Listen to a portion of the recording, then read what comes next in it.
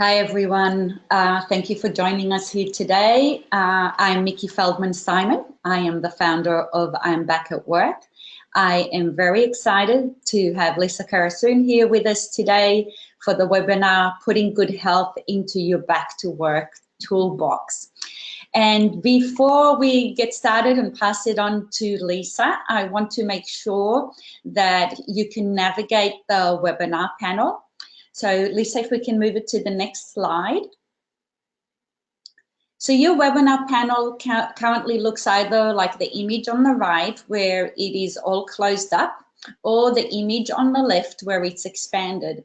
And to open and close it, you need to click on the orange arrow up the top and that will open or shut the webinar panel. Now, it may also be obstructing the presentation for you right now. So what you need to do, if it is, you click at the top of the panel and then you can just slide it out of the way.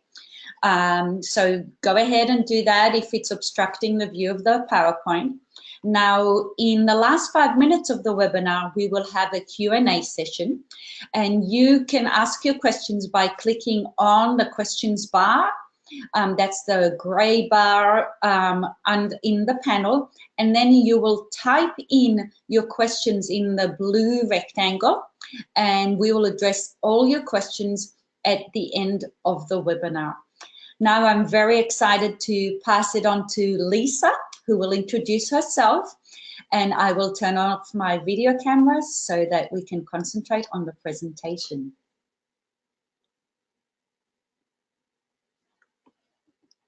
Thank you so much, Mickey, and hello, everyone.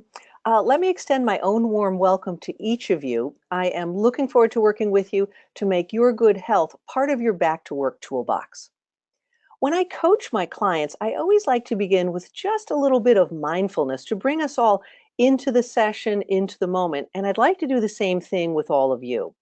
So relax in the chair where you're seated and just join me for 6 breath cycles, inhaling and exhaling, breathing in and breathing out, and continuing for 4 more cycles. Breathing in and breathing out, and inhale and exhale, and that last deep breath in and that last exhalation out. So hopefully this has brought you into today's program. I have actually been where each of you are today. I had a 2-year break between my corporate career, where I worked in retained executive search, technology, and staff-side consulting, and my current career as an integrative health coach and as a fitness instructor. Now, you're probably wondering what an integrative health coach actually is. A health coach, very simply, is like a personal trainer, but for your health. And we'll talk a little bit more about that as we go along. I did my health coach training at Duke Integrative Medicine in North Carolina. And in today's webinar, we'll use that Duke approach to help you create lasting good health and to help you make your own good health part of your back to work toolbox. All of us on this webinar know how exciting returning to work is, am I right? And yet we also know how stressful the whole process can be. Returning to work is what I call a non-linear process. Things don't always go the way we want them to. And what I've discovered personally, and I'm sure you are as well, or discovering, is that it's also a time in our lives when we may need to make difficult choices. So big changes, big choices, and stress, even good stress, can impact your health. And this is a time when you're going through this, when you really need all the benefits that good health can offer. So that's why making your own good health part of your back to work toolbox matters now, when it may be the last thing on your mind. Okay?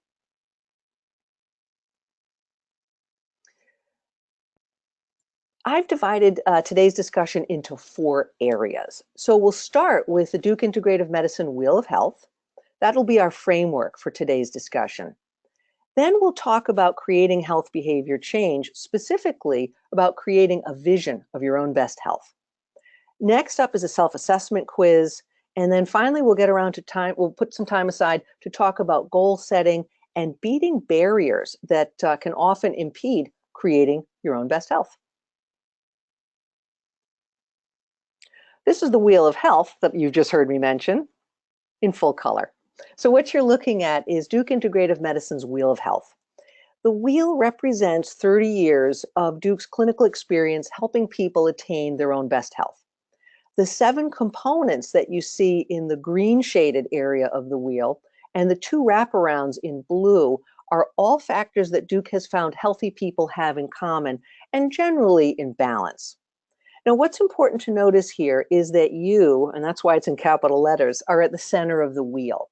You know yourself best, you're the best expert in you, and even as a coach, I really can't be inside your head, inside your life, to know what it is that's important to you. So as a coach, I don't work to tell people what to do. Rather, I help them navigate the change process, and that's where my expertise lies. We'll be talking about that change process today, and you'll hear a few stories about how some of my clients have used these processes. So before we leave the wheel, why don't I give you an example of one of these clients? The woman I have in mind is a gal named Liz, and she came to me, as many people do, to talk about weight loss. She felt she had been carrying the same 20 extra pounds for the last 20 years, and she really wanted to address that issue. She went through the same self-assessment quiz that you'll go through a little later on in today's program. And as she dug into the quiz, she realized that movement, exercise, and rest and nutrition, which generally are important to those of us who might want to lose weight, were less important to her. And relationships and communication on the opposite side of the wheel were more important. She shared with me that 20 years prior, she had been widowed at relatively young age. And while she and her children had enjoyed a good and positive and productive life, they'd also had at least one major move that took them out of a community that they really enjoyed. And as she dug more deeply into the whole health question and change question, she realized that she missed a lot of the support and nurturing that she had in her previous community. So she spent time, and we'll talk about her a little later on in the program, focusing on relationships and communication versus what she thought might be at the root of her health challenge. So that just gives you a little feel about how we work with the Wheel of Health and how someone just like you made use of it. Okay, so creating health behavior change. Here it is. How do you do it? All right. You start by creating a vision for your best health. This takes some time, it takes some deep thinking, and it's very personal. Doing vision work may also expose conflicts in your thought process, and that's something we had talked about a moment ago. So to inspire you, I wanted to share the health visions of a few of my clients. You can certainly read them here or read them again if you wish in the recorded version of the webinar. But briefly, let me pick out 2 that caught my attention. One of my favorites is finding balance between my work and personal life is key. I want those walks on the beach. Understanding what's important in both a personal and professional life and how those things sort of juxtapose each other. The second one that jumps out at me is the last. Health and fitness are important to me. I see myself as that fit, successful professional woman. There's absolutely nothing wrong with that personal vision. However, as we dug deeper into the change process with the client who articulated it, she wondered if perhaps she had to refine her vision to avoid some of the conflicts that she felt were inherent in what she had described.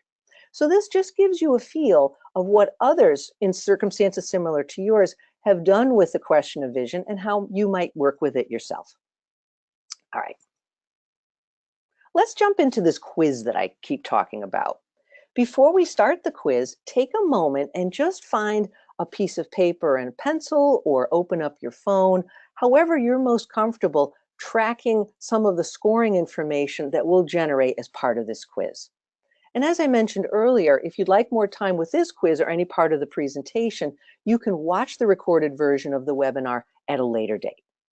All right, so papers, pencils, phones handy. Let's go on to the quiz. The best part about this quiz is that there are no right or wrong answers. You're simply diving deeper into an exploration of yourself that gives you a place to start making health behavior changes. I'll explain each area of the Wheel of Health in a bit more depth. Then you'll rank yourself on a 1 to 10 scale for each area based on how you feel you're doing in that specific area. If you feel like things are going well and you're where you want to be, your number on that 1 to 10 scale will be higher. If you feel like you want to develop more expertise or experience in a given area, or you're not where you want to be, your number will most likely be lower. So we'll be going through each of these areas, as I mentioned. You'll write down a number, 1 to 10, and you'll make note of those numbers and hang on to them subsequently. So let's start the quiz. I like to start with a real life example so you get another feel for how this quiz helps you explore. Physical environment, the spaces where you work and live, everything from light, noise, color, and the surrounding landscape. I'll start with a real life example of Annie. Annie is a 42-year-old single mother of 3 children who came to me, once again, to talk about weight loss. She also told me that she was returning to work and would be working from home on most days. As we worked through her quiz, she realized that she ranked herself at a 5 for physical environment. She was safe and secure in her home. She was fundamentally happy there. However, with 3 children, things could be a little on the chaotic side and a little on the cluttered side. And she said that being in her home with this kind of chaos raised her stress levels and impacted her health. She knew that returning to work, and especially working from home, could be difficult under these circumstances. We'll revisit Annie's story a little later on, but this gives you a feel for how you might evaluate yourself on each of these areas. Annie here was a 5, and you might be as well. So take a moment and note what your number is. And then we'll talk about mindful awareness. Awareness of the present moment, paying attention to what you're doing while you're doing it. How might you rank yourself here? Movement, exercise, and rest. Fairly self-explanatory. Those things you do on a daily basis, those hobbies and physical activities you have, as well as the rest and relaxation that you get. Nutrition, again, fairly straightforward. It's that healthy, balanced diet that we're all after. Relationships and communication, we touched on this earlier. The connections that you make with family and friends, those people who are supportive to you and with whom you communicate effectively. Spirituality, seeking purpose or seeing purpose and meaning in something larger than oneself. This could include nature or the arts. It doesn't necessarily represent an organized faith practice, but it can. Personal and professional development, the growing and balancing of what you do professionally, who you are personally, and striking that balance. Something that may resonate with all of you. It certainly does with me, given where we are or have been in our personal lives. The mind-body connection, really understanding, paying attention to how the body and the mind connect and how the body and mind can work both comfortably and perhaps with a little more challenge. Prevention and intervention, and the conventional and complementary approaches. Prevention, as you can imagine, are doing things that are important to your regular health, like mammograms and dental exams, and then following up with appropriate interventions, whether they're conventional, what you might find from your MD or similar practitioner, or complementary, those things you might find from a related healthcare practitioner who's not a doctor. So just take a moment, and if you're writing down your last few numbers, go right ahead and make those notes. And then we'll talk a little bit about scoring. Okay. Actually, I'm going to come, oops. Let me hold here. What does your scoring mean? That's a question that most people will ask. And as you may know, you'll look at your numbers, or as you will know, you'll look at your numbers that you've written down, and then you'll get a sense of what your trends and what your patterns looked like. And let me let you in on a coaching secret. If you've ranked quiz questions at a 7 or higher, my experience and some of the examples I've shared with you tells you that you are fairly solid in this area. You may want to be more solid, and that's totally fine. If you're scoring lower than 7 in certain areas, that tells us that you may want to focus more on these areas. The biggest question that I usually have at this point is how to narrow things down to a single area of focus, especially if you're like most of us and you have more than one area where you might be less solid or where you might want to do a little bit more development. Narrowing things down ties right back to vision and importance that we talked about earlier. So revisit what you want health-wise and what's important to you health-wise, and see if a single area from our quiz jumps out at you. You're not obligated to choose only one area. Rather, you start with what's most important, and then you work through other areas as they fall into the importance hierarchy. Alrighty, so what do we do now with all this data and all this information? We talk about setting goals, and we talk about beating barriers. All right. Now that you've chosen a focus and tied it back to your vision and what's important to you from the health perspective, it's time to take some action steps. That means setting goals. So I like to use SMART goals with my clients because, as the acronym suggests, they are specific, they're measurable, attainable, realistic, and time-based. SMART goals are easy to talk about theoretically or in the abstract, but why don't I give you a couple of real-life examples that you can use as you develop your own SMART goals. We'll come back to Annie, whom I talked to you earlier about, who ranked herself as a 5 on physical environment, and realized that this was important for her to focus on. She could have gone and done any number of different things to address this particular issue. However, her SMART goal was far more specific. She broke things down to set aside 2 weekend days. She had specific dates where she'd begin working at 9 a.m., work to 3 p.m., take a break for lunch from noon to 1, and she'd enlist all 3 of her children to declutter the kitchen and the living room.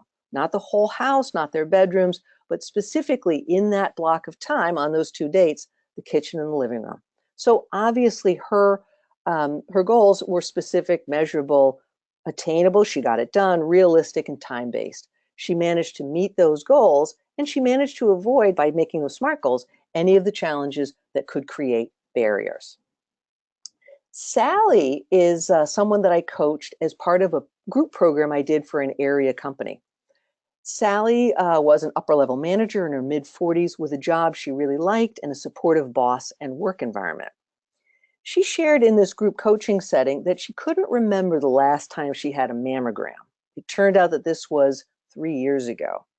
She couldn't remember the last time she'd been to the dentist, which turned out to be 18 months ago, or the last time she and her husband had gone for a walk on the beach near where they lived, which is why they lived where they lived. So prevention and intervention were areas where she scored herself with a lower number. So her first SMART goal, very simple, very specific. It was to schedule an annual mammogram at MGH West, a location that was near her work. She chose a specific date, and she chose to have this done by the end of the day by 5 p.m. Again, it's very simple. However, in a situation where we could easily be overwhelmed by what we need to do or want to do, setting these simple SMART goals is a great first step. Okay. When you're setting goals, when you're trying to create change, you will always encounter barriers. It's totally normal. It's totally expected. Connecting back to your vision and what's important to you is a great way to begin beating those barriers. How and what questions, I tell my clients, invite discussion and exploration, and they tend to suspend the kind of judgment that a why question might. So as I mentioned to you, why questions can sometimes take on a chastising tone. They make us feel like we have to defend our point of view, but a how and a what question can be a little bit more enlightening. I'd like to share an example with you of how one of my clients addressed some barriers and how we use those how and what questions to make that happen. So Ellen is a midlife professional whom I coached, who works for herself. She came to me for coaching to help her with movement, exercise, and rest, and nutrition, I.E. weight loss. Her quiz results showed a low number in the spirituality sector. And she explained to me that religion had been a contentious issue in her family growing up, and she really didn't have a spiritual practice of any sort. On the other hand, like some of our other examples, she scored pretty well, 7, in that movement, exercise, rest, and nutrition categories, in those categories. So when she thought about it, she was more solid than she believed, and she was intrigued by this whole new dimension that this question had raised for her. So her initial SMART goal was to attend an organized religious service in each of the 2 religions that were in play in her childhood household. She had dates chosen, she had locations chosen, and she was ready to go ahead and meet these goals. Nothing happened. So what happened? In her case, she shared with me that when it came time to attend each of these services, she really didn't want to. So I didn't ask her why. I asked her how she felt when it was time to leave. And she told me she felt indifferent and apathetic. So I asked her what she did instead of meeting this particular goal, going to the church services, religious services. Well, she told me she went for a walk in the woods with her dog. Her walk, she told me, was done just by herself, just she and her dog. And it really wasn't so much about exercise, but she enjoyed spending time in nature, walking in silence, and really recharging and refreshing in that experience.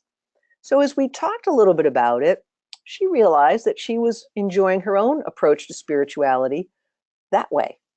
She recognized that her actions around the topic, what she actually did, really resonated with her. And she was able to reframe what she was already doing as a spiritual practice and recognizing the health benefits that that created. So she practices her practice. And had I approached as coach, understanding why her initial goal was, I hate to use this word, but why it was a failure, we might never have uncovered this. But the how and the what questions are things that really generated discussion. These are questions that you can use as you try to make change happen, as you look to stay on track, and as you keep going. Ask yourself how, ask yourself what, and connect back to the bigger vision. I hope you've enjoyed listening to this presentation as much as I have enjoyed making it, and I hope you'll take some of these tools and use them to support your own best health as you re-enter the workforce. It's an exciting time. You can do it. And I look forward to hearing about how you've taken your health into this next process. Let me turn things back over to Mickey, and she'll guide you through the rest of the program. Thank you, Lisa. I think there's a lot to think about in everything that you've presented. And please go back, listen to the recorded webinar so that you can address each one of those questions and really think about it more for yourself. As Lisa said, there isn't a right or wrong answer. There is just what is right and what your needs are. Now, while we'll give you a moment to type in your questions, and while you do that, I want to tell you some more about the new I'm Back at Work members community. And we've been listening to you and hearing that you would like more ongoing support. So we opened the I'm Back at Work members community, and it's under the same philosophy of being very affordable, very reachable for all of you. And we are there to provide you with online weekly sessions where I answer any of your questions, provide you support. We also provide you with additional materials, and Lisa is kind enough to provide a copy of the questionnaire and the Wheel of Health to members of our community. We are working on setting goals in general, and we tell you about different job openings, make new connections, and really support you, whether it's emotionally, professionally, along the way throughout this job search. And the cost is only $29 for a 3-month subscription. Again, very affordable, and we want to be there to support you more throughout this process. So I'm going to give you another moment if you want to ask any questions of Lisa. So I think, Lisa, everything obviously was very clear today because we don't have any more questions. So I want to thank you again for joining us today. And I hope that, Lisa, you join us other times in presentations, and our attendees, you join us in other webinars, and we have us saying good job. Thank you. Terrific. Thanks, everyone. Thank you. Bye, Lisa. Bye, everyone Bye. else. Thank you. Goodbye, everyone.